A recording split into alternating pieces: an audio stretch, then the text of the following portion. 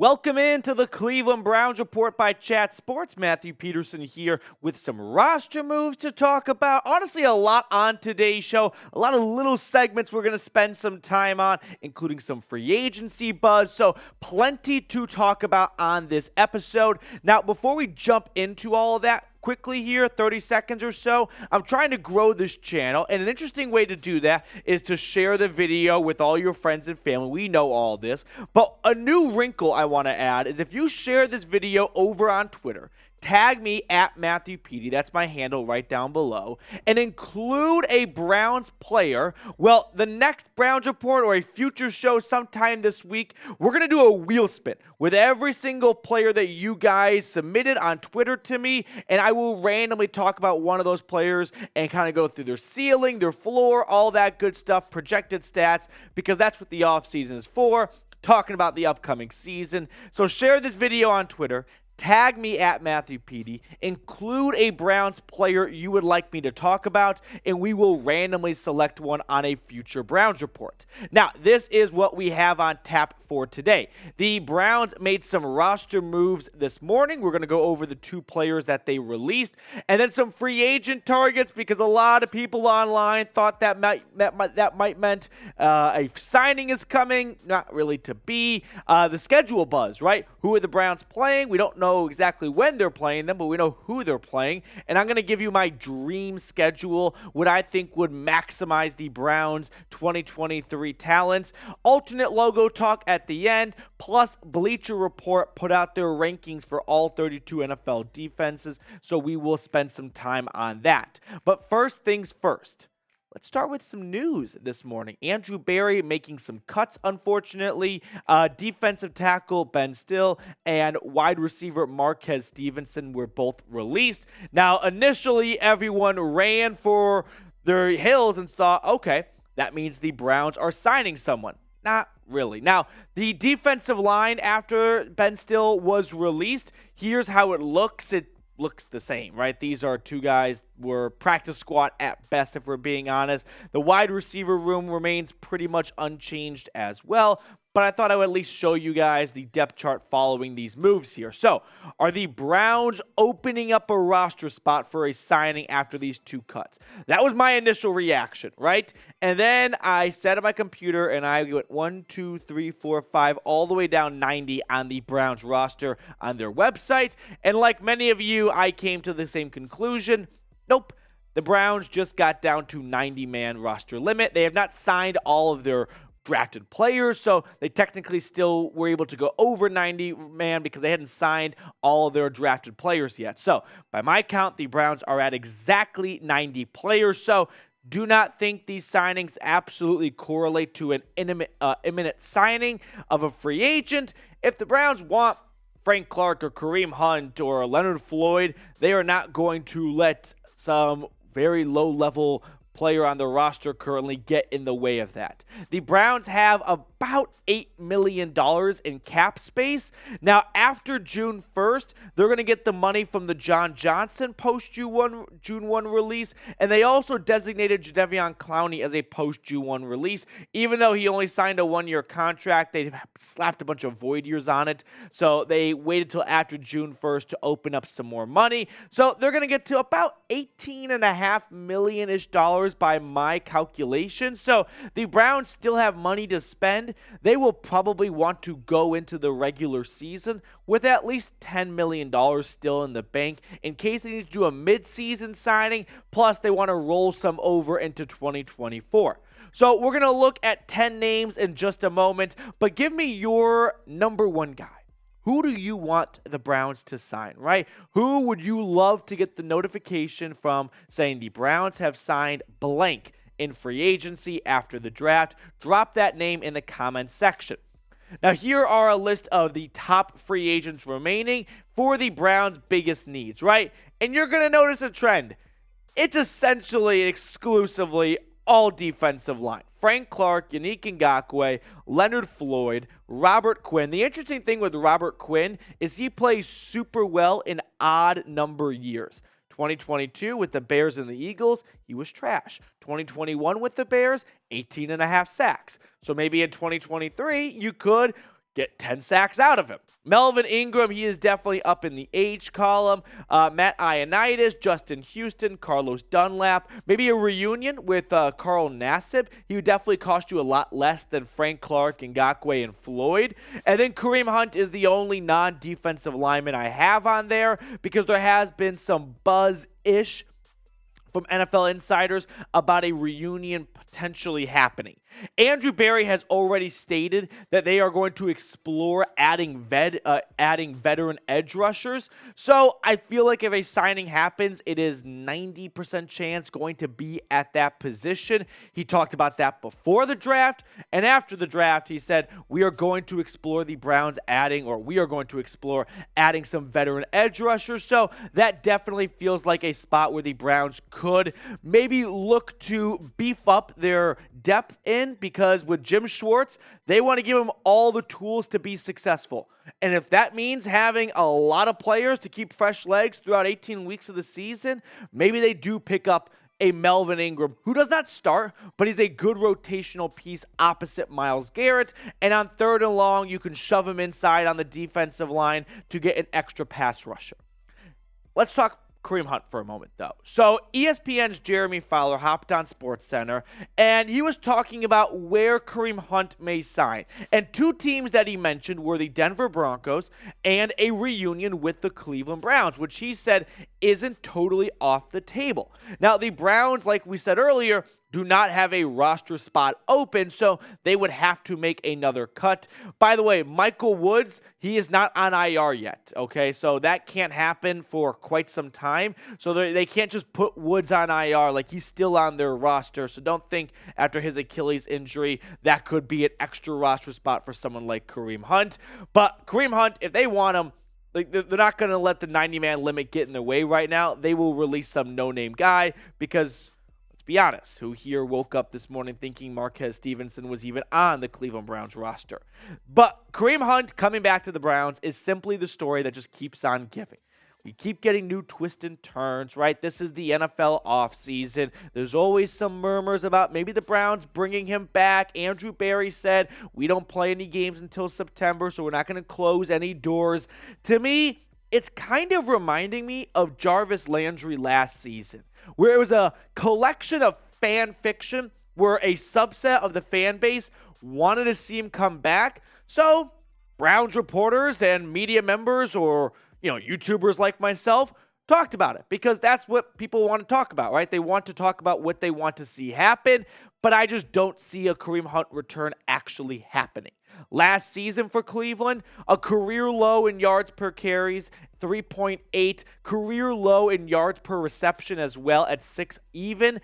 I just think the Browns looked at Kareem Hunt last year and thought, we are seeing maybe the downfall-ish or the beginning of it for a one-time NFL rushing leader, and we're going to not hold on to you for 1 year too long, but instead maybe move on 1 year too early, as Bill Belichick loves to do.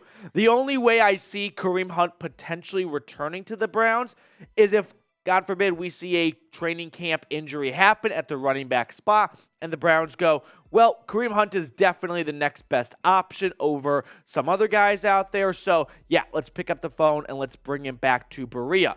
But what do you guys think? If you want Kareem Hunt to return, simply type 27 in the comment section below. That way I can get a good gauge of how many people want to see Kareem Hunt come back to Cleveland. If you think it's time to maybe move on and give Jerome Ford the lead as RB2, well, give me an N for no. Now, I want to talk about the NFL schedule, which is going to be released on Thursday, 8 p.m. Eastern.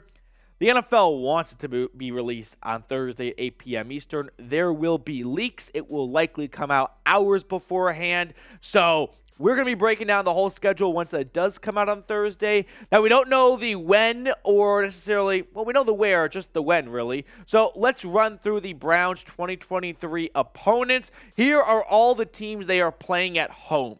They got their usual AFC North games. They got the Cardinals coming back, the Bears coming back, the Jags come to town, the Jets come back. That's going to be a fun rematch from last year. The Niners and the Titans also round out the 9 home games that the Browns have in 2023. As for their road matchups, they've got 8 away games. Usual AFC North games. They go to Denver and play at Mile High. They go back to Houston. They go to Indy. And then they go to the Pacific, right? The Pacific Coast with the Rams and the Seahawks. So 2 long road trips right there.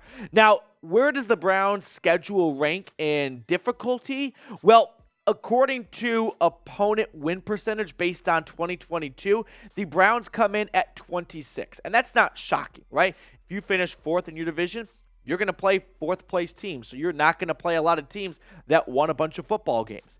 Plus, you are playing, luckily for Cleveland, the AFC South, which had awful teams last year, like the Texans, like the Colts, like the Titans, and the Jags were good, but they weren't, some juggernaut of a division champ. So they have a bit of a cupcake schedule when you get to play last place teams because you finish 4th, and you get 4 games against the AFC South. But this is purely based on last year's win percentage, right?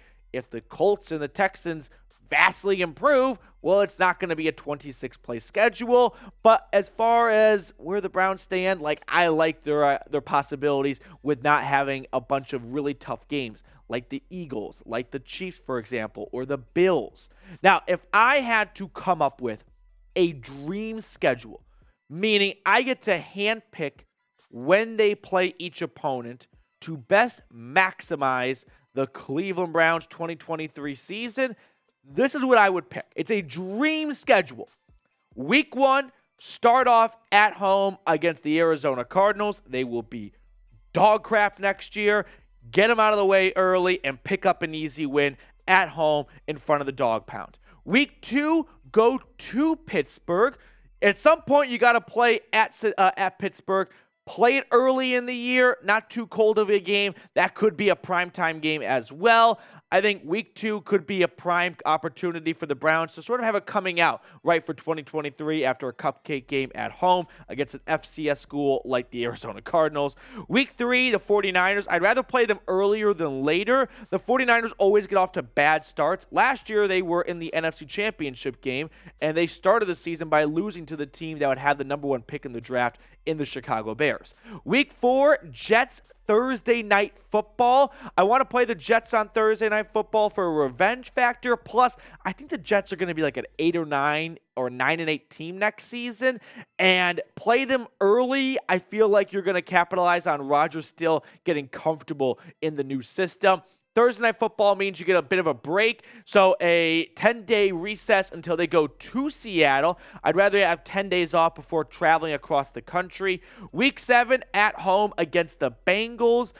Week 6, excuse me. Week 7, then you get a bye, and coming out of the bye, might as well play a road game, so you have 2 weeks to prepare. Go with the Rams so that you can not have a short week before traveling across the country. Week 9, Titans. They're going to be a win. I don't really care where it is. It has to be a win, so why not have it be after a long road trip to LA? And then, unfortunately, but back to the West Coast-ish, to the Rocky Mountains, Week 10 at Denver. Now, before we look at the second half of the season, if you had to pick a game to go to, what game would that be? I think Seattle would be a lot of fun to go to Lumen Field, right? See the 12th man, all that good stuff. So I kind of want to go Seattle. Maybe home against the Niners. That could be a really fun game as well. Not going to go with any of the AFC South opponents. Maybe the Bears, Justin Fields, round 2 in Ohio. So those will probably be 3 games I would like to go to. Now, moving on with our dream schedule here. I'll try to keep this thing moving. Week 11 against the Bears. Justin Fields does not like playing in cold weather. He said that in an interview over the offseason, so why not schedule that game for later in the year? Week 12 at Baltimore, Sunday Night Football. Then Week 13 at Houston. Week 14, home against the Jags. I like playing Jacksonville in the cold weather versus at their, more optimal setting in a warm weather climate. Plus, I have the games against Houston and Indy in the second half of the season. That way, Deshaun Watson can play in a dome because this offense will be better in a dome. Week 15 against the Steelers. Week 16 at Cincinnati. Week 17 at Indianapolis, so you get to play a dome game in January, late December, and then Week 18 home against the Ravens to round out the season. I'm going to predict the Browns go 11-6. I don't think that's crazy, right? I think going towards 13 wins might be a bit ahead of your skis here, but this roster is absolutely loaded. It is littered with talent, and it's a fourth-place schedule. Give me 11 wins. 10 wins has to be the floor.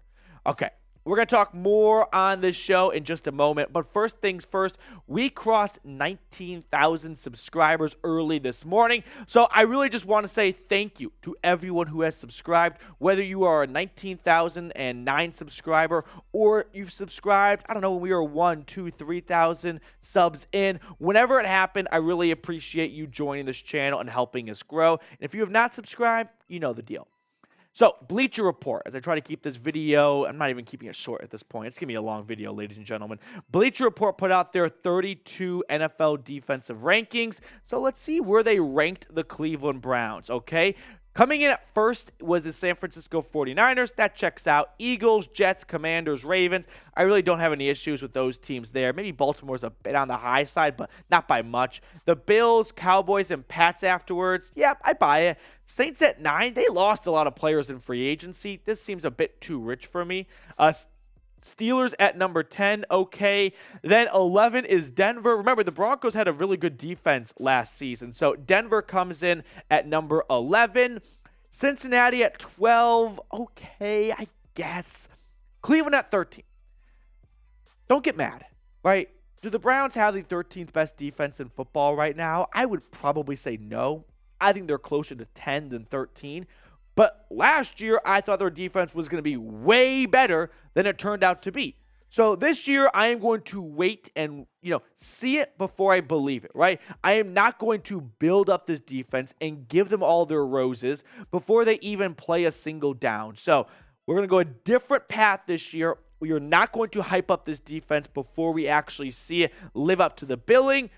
But deep down, I'm excited for this defense. Like Jim Schwartz, you improved at so many spots. What were the two biggest issues with this defense last year?